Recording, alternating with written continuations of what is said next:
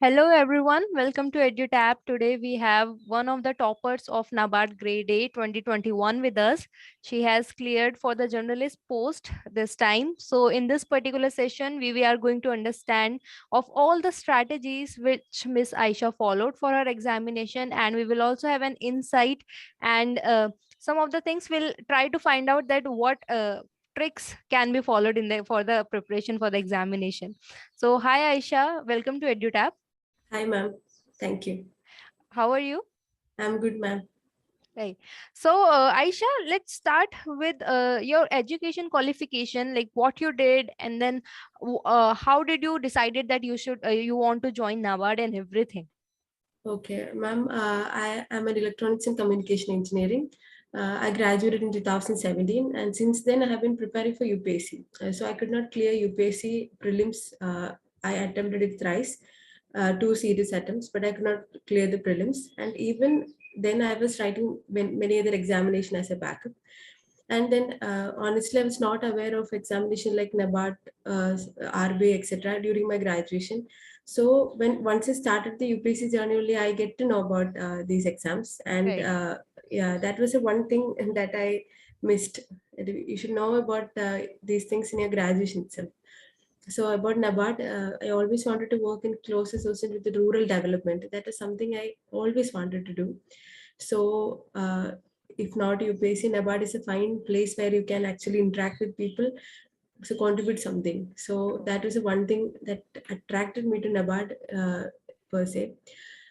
So that's it. And then it has been a quite a long journey. So, how many attempts have you given for NABARD? It's my second attempt in NABARD, and the first time last year I could not clear the prelims. Right. So, when you could not clear the prelim last time, so you must have started preparing by then only. That for next time you would clear that. Yeah. So, when the notification came and you look at the change in this pattern, so what was your reaction? Like, how did you tackle with it? Yeah, ma'am.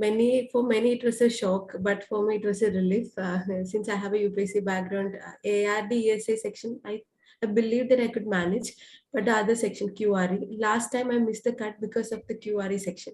English was fine, but the cons and reasoning, since I have no speed, I take a lot of time, especially with regard to reasoning. So when the pattern changed, I was like, okay, just hit this mark, and the merit section will be in my advantage. So that was like actually a good thing for me. That happened to be a good thing for me. And then I knew that I had to get that marks of reasoning, so I worked in certain areas where I'm very strong. For example, puzzles are a big hurdle for me. I take a lot of time solving them, so I thought if I get time only I will attempt puzzles. Otherwise there are some other few areas like blood relation, coding, decoding, syllogisms. These were areas I almost all the time make the answers correct. So I thought like I will attempt them only. In the case of cons also, uh, walk time, that areas are tough for me. I never attempted them. The other areas like time, speed, distance, the simplification thing, these were very strong for me. So when the exam, I had a plan well before the exam. During the exam, that I'm going to attempt these only with less negatives. So accuracy was a thing. These mistakes I've written many exams, failed in many. So I knew that these were the things I were lacking in. So I worked upon those. And last time the prelims, I missed the cutoff by some 1.5 marks, something like that. So small margin. So I thought like the bridge that gap. Right. So yeah, that's what I did, ma'am. Right. So for the people who are watching for the first time, NABARD, since 2021, they have changed their pattern for phase one. Now they have added one merit and one qualifying section. So in qualifying section, we have quant, reasoning, English, computer science, computer awareness, and decision making. And for merit section, which would define that are you going to make it for phase two or not, that includes GA, that is general awareness, ESI, and ARD. Right. So for decision making and computer awareness, what was your how did you prepare for it? And I also would like to know that did you prepared by giving mock test or not? Yeah, ma'am. Computer awareness, I took there were many MCQ series. Even EduTap was giving the last marathon sessions. I covered all this. And for decision making, as such, I didn't refer any sources. So when the questions came, questions were actually very unfamiliar for me. So I attempted a few questions. I read the question multiple times and gave. I think I have not attempted many questions in that. So for decision making, I actually didn't follow any sources. It actually given a short in that. That's it.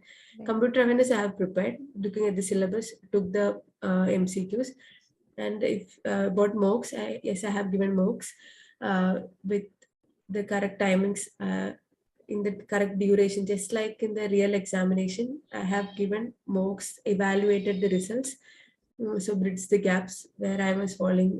There was a lot of negatives initially, so I focused on reducing the negatives. I had this plan. I will attempt this much, this many negatives, this much percentage of negatives, and so that was it. That was what I did. So you said that for decision making, you did not follow any source as such.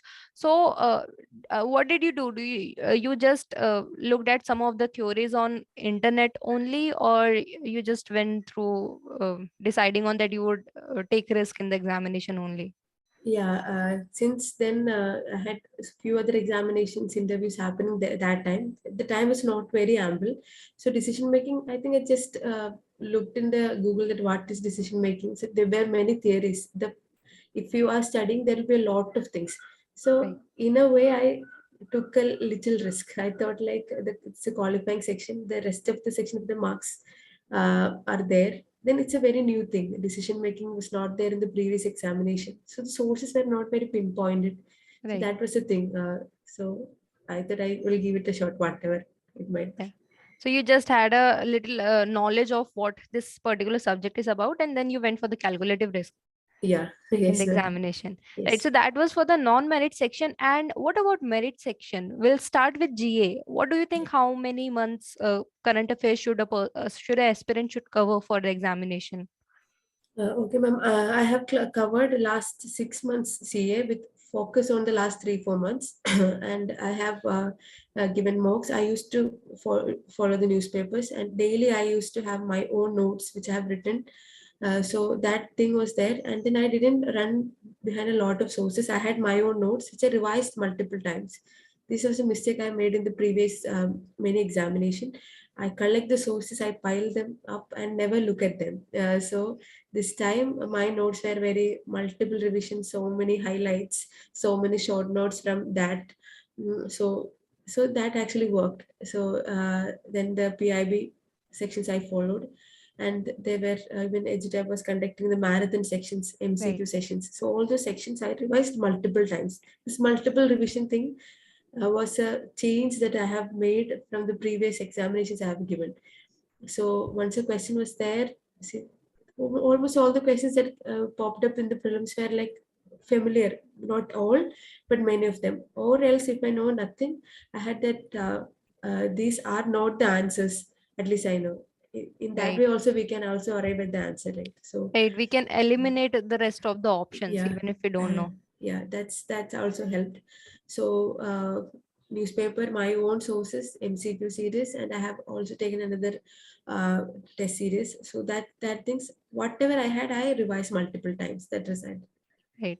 And do you think these marathon series they are helpful for the last minute preparation?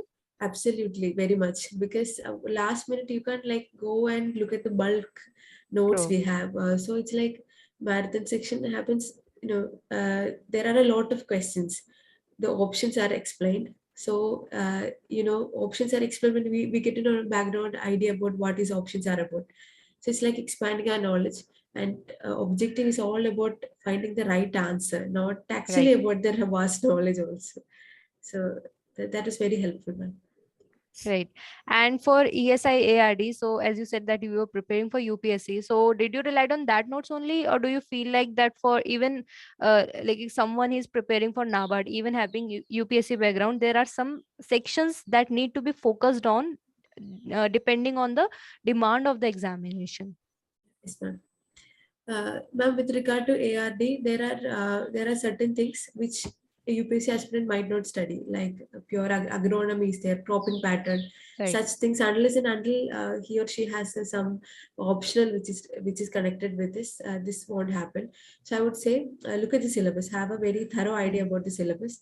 There is some parts like animal husbandry, cropping Mm-hmm. pattern, so such things are there. Study Mm-hmm. them, have a source, revise again, multiple revisions. So that is it. ESI thing was like much similar to UPSC, but then since it is related to agri, rural development things, have True. a focus on them. Schemes where there many programs of the government. Then there are some stats like how which state is higher in the protection of so and so crops. True. Such figures were a bit Mm. problematic for me. So Yeah. uh, So how did you manage with that? figures were actually always in headache for me. So I had like sticky notes which all over my room, everywhere there was some sticky note which have these figures. So again I had my own very customized acronyms, stories related how to connect all these figures. So I did that. I made a very small note where this only these figures were there and things I forget very often. That was a separate book. So this thing, prior 2 days prior the exam, this I revised.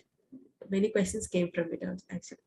Right. So, is there any particular section in GA or ESI reports, or even in fact in ARD reports, do you want to recommend to the aspirants that this is something that you should not ignore at all? Like this is something, for example, agri senses. Every Yeah, time even one question it is asked in the examination, right?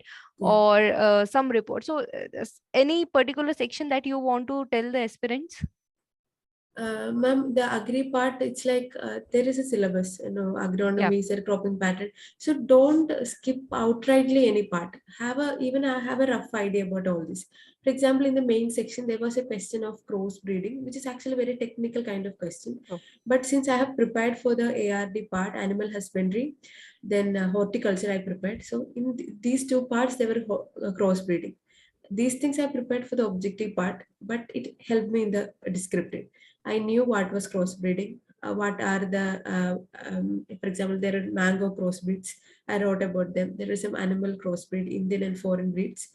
So these things actually was I did for ARD objective, but it somehow helped me in the descriptive.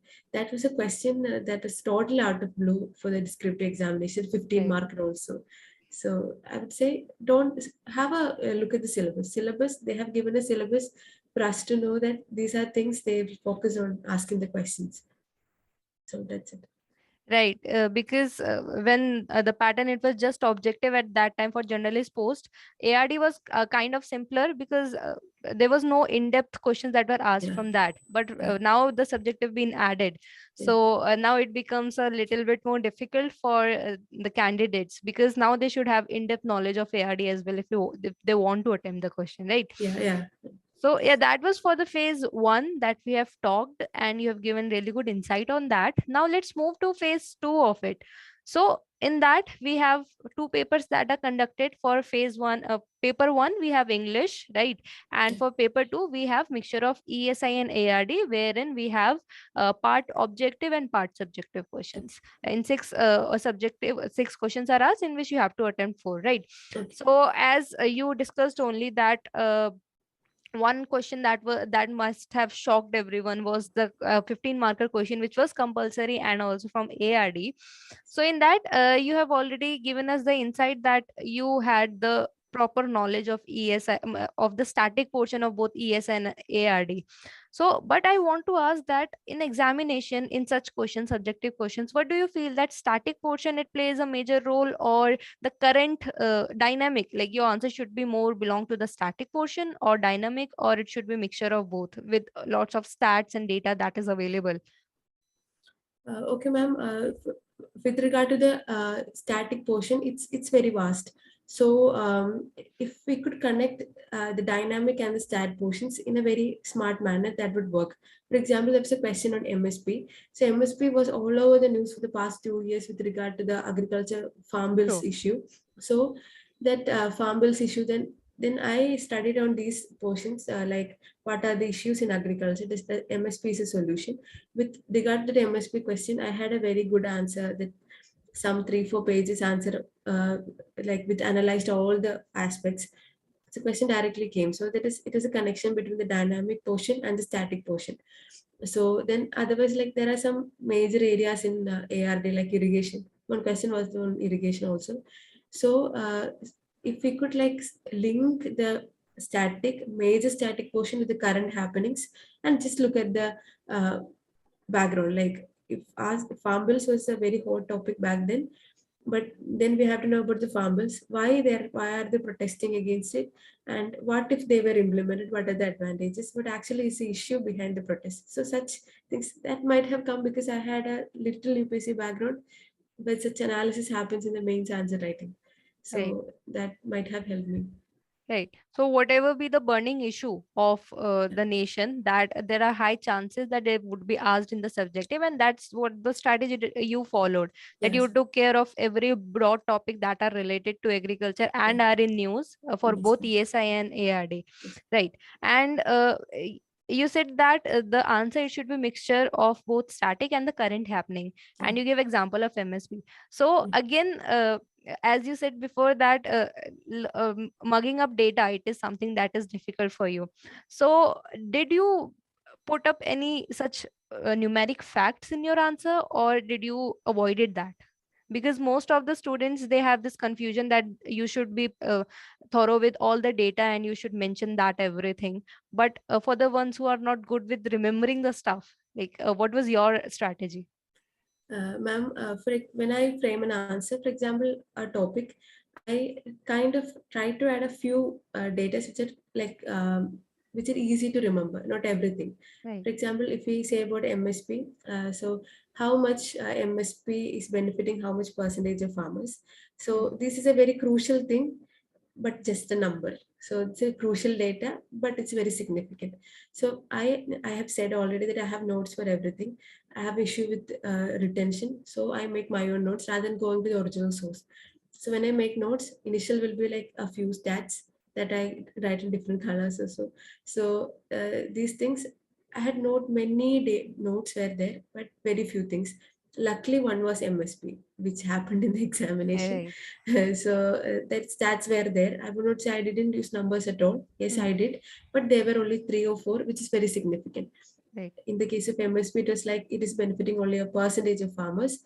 Then these are the regions where it is actually benefiting. So so how much growth was there because of MSP? That is a percentage still, but that's what I did now. Right. Instead of going for each and every data that is available related to that particular topic, it's better to just remember two or three things that are significant to that particular topic. Yeah. That's what you Yes, want to ma'am. say. Yes, ma'am. Right. So this was for the paper two in which ESI and ARD was asked, and for phase one, sorry, paper one, wherein English is asked. So I want to ask, and most of the aspirants that they want to know that in essay, what kind of questions are exactly asked?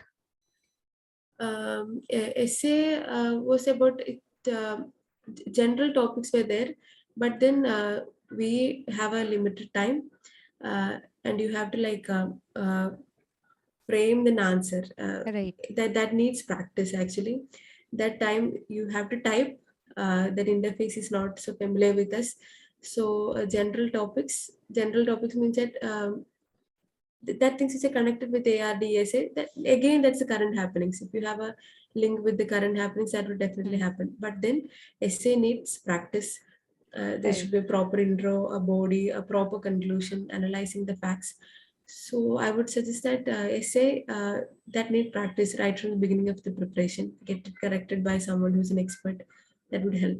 Right. So as you said, you were preparing for UPSC, and UPSC it is conducted in offline mode. So Yeah. that is more about writing and writing answers. Yeah. But when we talk about NABARD, it's an online mode examination. So how did you prepare for typing? Was it already good or you practiced it? It was bad. My typing speed was very poor. Okay. I knew there was really a concern for me. Since what I did was that after I cleared the prelims, that was like 30-40 days, I think. Not So in that duration, I switched from the physical note writing to digital note writing. I Hmm. used tools like Evernote, where when I make notes, I typed it. Initially, it was like full of errors, such spacing issues were there. But then all the notes I switched to writing digitally. So that way, I kind of gathered some speed. And during the last 1 2 weeks, everything I switched to writing digitally rather than the handwritten thing. So when writing notes, you have the liberty of like underlining, highlighting, Right. etc. That doesn't happen with the typing thing. So it's the same for everyone. So that's will not be concerned. Right. So, while framing the answer, so did you prefer to the paragraph way of writing the subjective answer, or did you go point wise? Ma'am, for the subjective answer, I went point wise because point wise means it's more legible, more clear.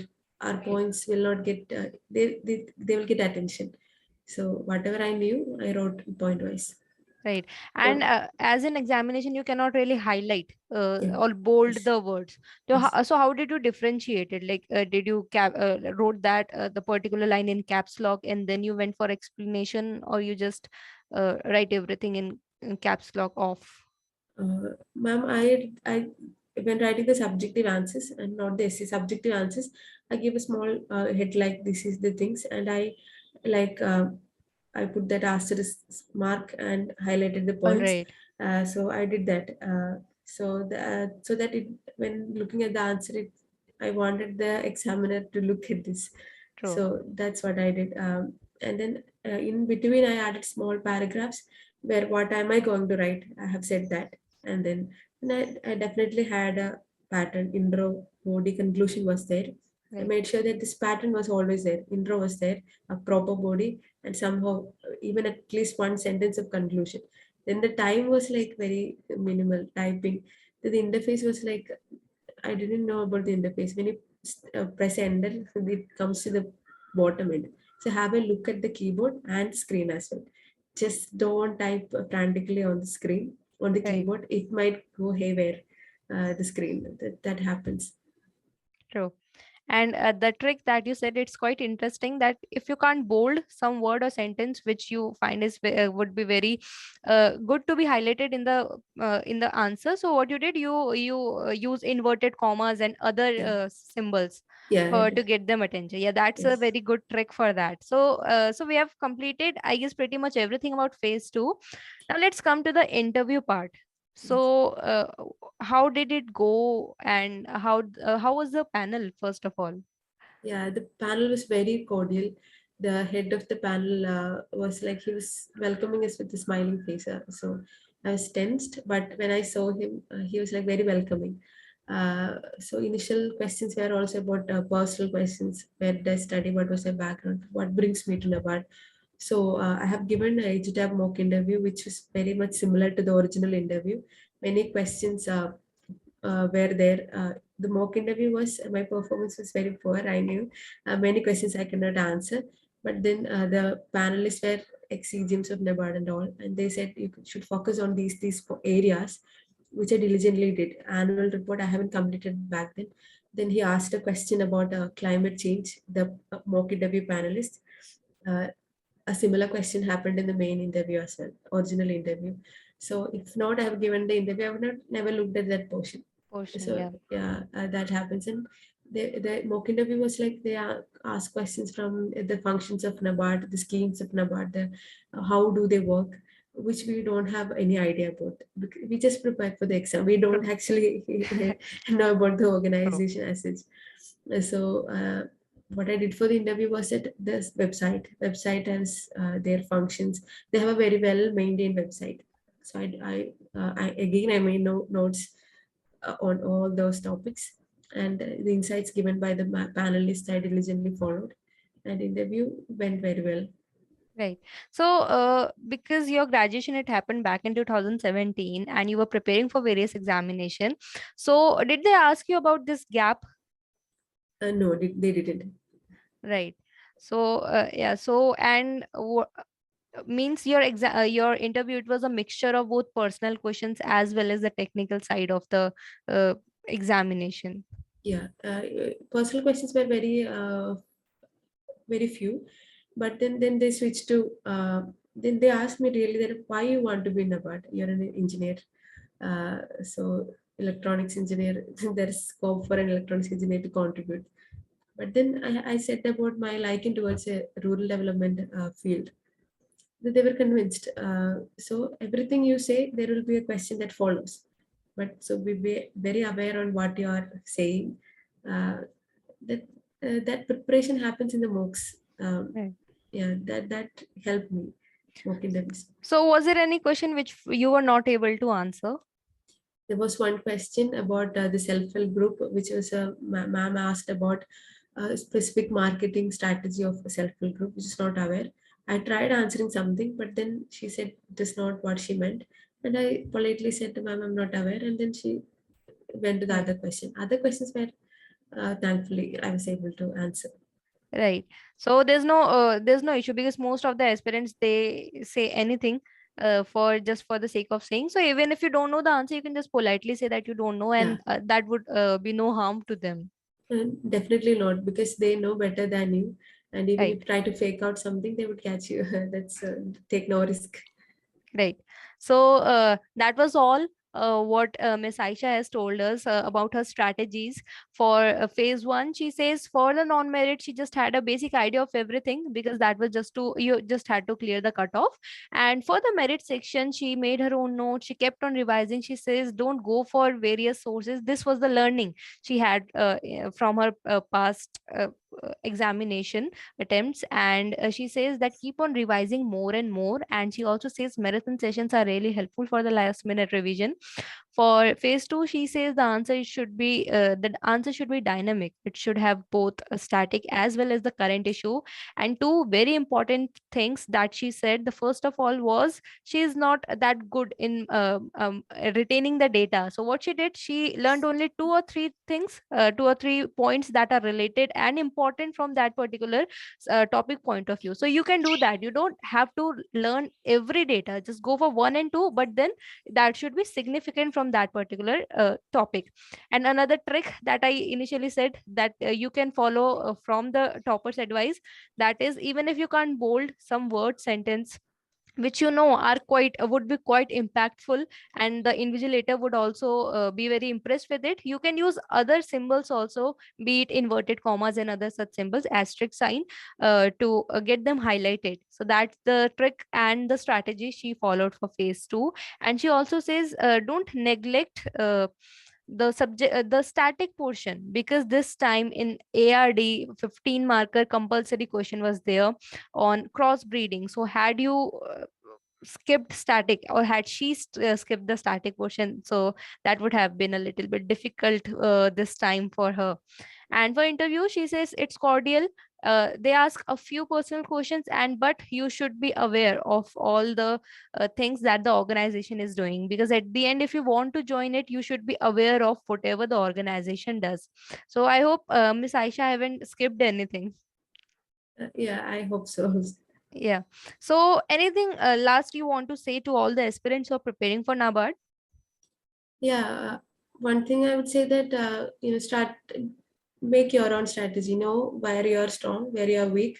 Everybody is very unique in this examination process. Sure. Somebody's strategy, even if I said all these things, these might not work the same way for you, for anybody who is watching this, because everybody's like very custom made, very unique. So know where you stand. So if you have good memory, if you're a fast learner, these are advantages. But even if you're not, that doesn't matter, because you know that you're weak in this. Then work upon it. Give mocks. Know where the shortage of the cutoff happens, and just that, have a look at the syllabus. Know the syllabus well. Revise, revise. That's it. Yeah. So thank you so much, Miss Aisha, for joining with us and having this beautiful insight on the examination. And we wish you all the very best for your future endeavors. Thank you. Thank you so much.